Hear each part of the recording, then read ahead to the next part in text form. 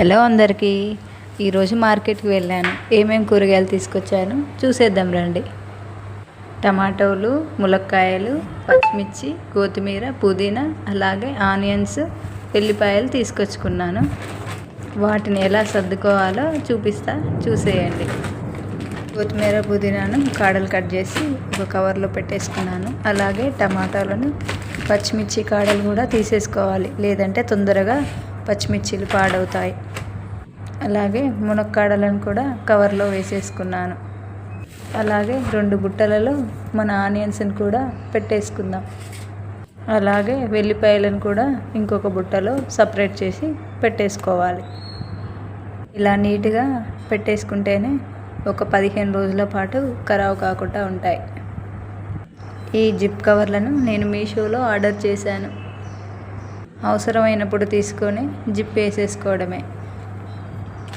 ఈ zip covers కావాలనుకునే వాళ్ళు మీషోలో ఆర్డర్ చేసేసుకోండి.